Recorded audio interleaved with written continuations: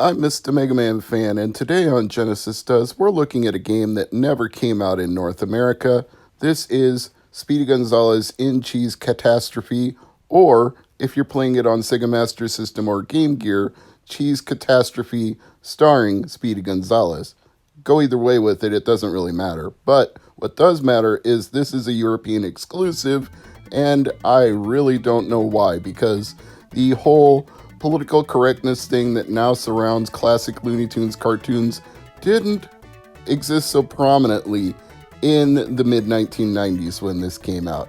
I wouldn't say it didn't exist at all in 1995, but by that point, the Banned 11 or the Forbidden 11, whatever they're called, Looney Tunes cartoons, were out of circulation, and there wasn't really much controversy about other characters like there is now, like Pepe Le Pew and Speedy Gonzales and Slowpoke Rodriguez. I suppose that they're going to make the argument that this was very late in the Genesis life cycle, which arguably it was, as to why they didn't release it in North America, as opposed to actual censorship, because I think this one probably would have flown under the radar. And if I may be so bold, I know that I'm a little bit older than a lot of people who are making YouTube content these days, but when I was growing up, Speedy Gonzales and Slowpoke Rodriguez were not caricatures of Mexican stereotypes like they're considered to be today. They were heroic. They were always foiling the evil Sylvester and his nephew in all of their schemes to eat mice and make mice's lives mouses, that make the life of a mouse miserable is what Sylvester would do. He would always chase them and harass them and threaten to eat them, and somehow Speedy Gonzales and Slowpoke Rodriguez would always win the day and outwit the evil cat. So they weren't offensive. They were the heroes. They were the good guys. They were the ones you were rooting for to win in the war. And you're rooting for Speedy in this one as well, because Sylvester's alter ego, Dr. Cheesefinger, has kidnapped. Yes, not kidnapped, kidnapped. Because everything in this game is a pun, right? It's Cheese Cat-astrophe. So he kidnapped Speedy's girlfriend, Carmel, and you must rescue her and all of the other mice that have been tied up to poles throughout the game. Which, if you ask me, doesn't make a whole lot of sense. Why wouldn't Sylvester just eat the mice? He is a cat after all. I have a cat. I should know. My cat has caught mice. So they love to dine on the little four-legged furry creatures, which may also be politically incorrect these days. But then again, we never actually saw Sylvester successfully eat a mouse or Tweety Bird in any of the Looney Tunes cartoons.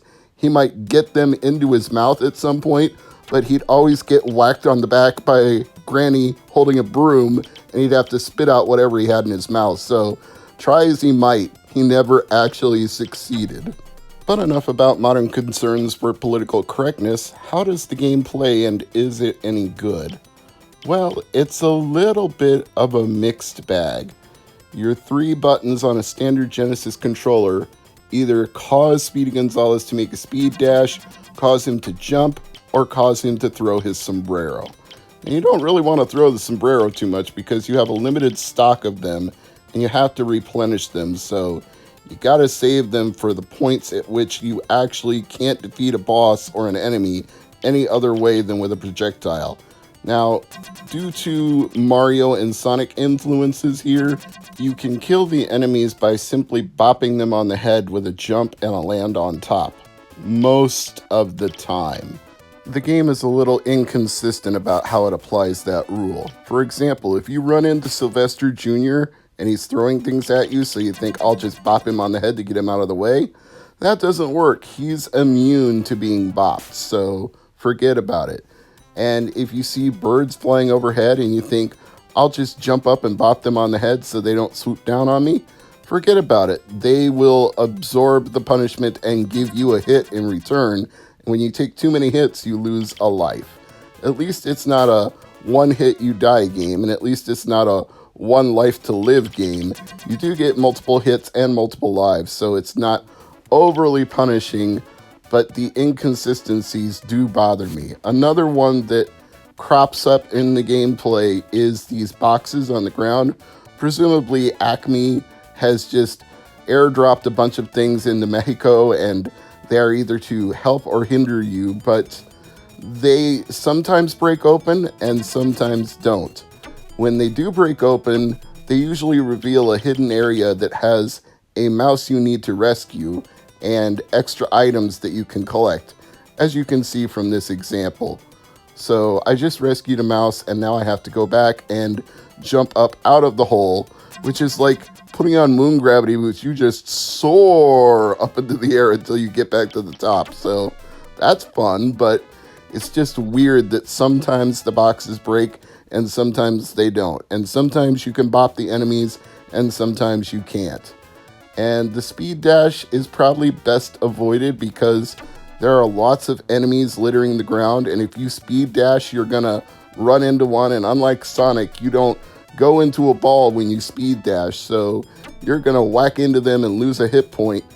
Better to not even try to dash unless you have an obstacle that you have to jump over, but usually you don't even need the speed dash to do that because they'll place something in the way that you can bounce up and down on. Like, if there's a stack of boxes that you can't seem to normally jump over, there's usually going to be a tree branch right before that on a tree stump. And if you jump onto the tree branch, it'll spring you into the air like a trampoline and enable you to leap over the stack of boxes. So 9 times out of 10, forget about using the speed dash. In fact, much like Sonic or other similar games that are side-scrolling platformers, you actually pick up speed as you're running, so even if you don't use the speed dash and even if you don't have a trampoline, you can just get a running start and jump over a lot of things. So it seems almost ridiculous that there's even a speed dash in the game at all, but I guess if you call a game Speedy Gonzales, you have to have some sort of speed boost. But this makes me wonder, because this was also a Master System and a Game Gear game, they only have 2 buttons, not 3.